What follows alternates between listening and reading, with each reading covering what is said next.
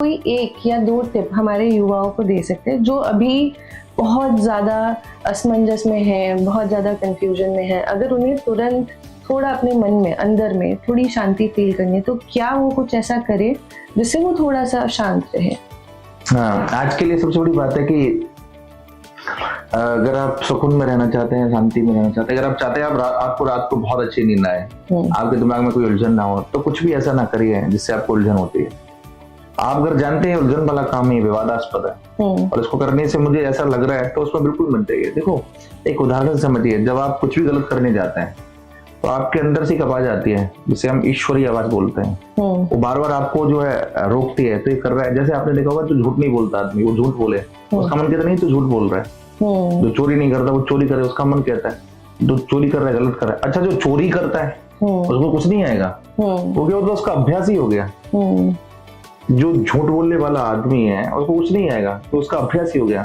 इसलिए उसको चाहिए कि वो जो उसकी अंतरात्मा की आवाज है, उसकी आवाज पर ध्यान दें और उसको लगना चाहिए नहीं है, ठीक नहीं है, तो उस रास्ते पर जाए नहीं। रही बात कि अगर वो ऐसा जीवन जीता है तो उसके जीवन में सुकून रहेगा।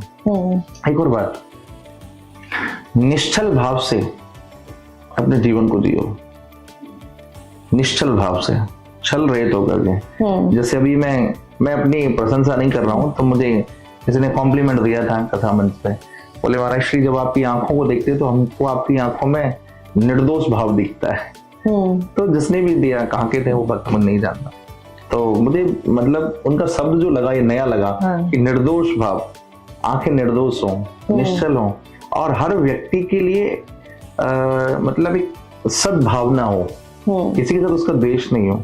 ये कुछ छोटे छोटे बिंदु हैं, किसी के साथ द्वेष नहीं हो, जीवन को अपनी शांति के साथ में जिए, झूठ नहीं बोले, छल नहीं करे किसी के साथ, दंभ नहीं करें, आजकल की भाषा में कहूँ तो विश्वासघात नहीं करें और पवित्रता के साथ में अपने जीवन को जिए।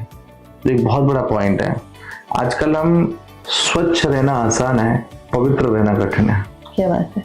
हम स्वच्छ रह सकते हैं, ऊपर से साफ सुथरे रह सकते हैं, लेकिन जिसको हम पवित्रता कहते हैं, मैं अक्सर ये बात कहा करता हूँ सूत्रों के माध्यम से, लोग ये भी पूछते हैं महाराज हम खुश नहीं रह पाते हैं, हम मतलब अपने जीवन में, अपनी लाइफ में बहुत कुछ है, सब कुछ है, लेकिन खुश नहीं है। क्यों नहीं है खुश?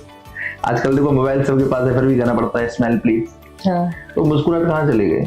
ऐसा हम क्या कर बैठे कि वो मुस्कान हमारी चली गई, जाती जा रही है। आजकल तो आप देखेंगे लोग योगा कराते हैं तो सुबह सुबह जो है एक दूसरे को हंसाते हैं, बोलते हैं कि फेफड़े मजबूत होते हैं। अच्छी बात है, वो एक नकली हंसी है, लेकिन वो हमारी नेचुरल हंसी कहाँ है? कहाँ गई? जिसको हम खिलखिला के हंसना बोलते हैं। आप लोग तो काउंसलर हैं, आप लोग तो रोने वाले आदमी को भी हंसा देते हैं और हंसने वाले को भी रुला देते हैं। तो एक ये कला है और आपकी पढ़ाई है, आपने उस पर बहुत बड़ा समय खर्च किया है। तो मुझे ऐसा लगता है कि वो खिलखिलाहट, वो मुस्कुराहट आपके जीवन में जो आए, उसके लिए हमें प्रयास करना चाहिए। तो आज की युवा पीढ़ी से मैं ये बात कहना चाहूंगा कि सुकून के लिए, शांति के लिए निश्चल भाव से, और जो भी आपको लगता है कि ठीक नहीं है उसको खत्म करें अपने जीवन में से, अगर चैन से अपनी जिंदगी को जिए। बिल्कुल महाराज जी। और पवित्रता वाली जो बात रह गई कि जैसे मैं कहता हूँ कि पवित्रता आती कहाँ से है, तो पवित्रता का जन्म प्रसन्नता, यानी प्रसन्नता का जन्म पवित्रता से होता है। जो व्यक्ति चाहता है कि मैं अपने जीवन में खुश रहूं, वो जितना पवित्र रहेगा उतना ही खुश रहेगा। तो स्वच्छ रहना आसान है, पवित्र रहना कठिन है। स्वच्छ भी रहिए तन के स्तर पे और पवित्र भी रहिए मन के स्तर। बिल्कुल महाराज जी। और आप इतनी गहरी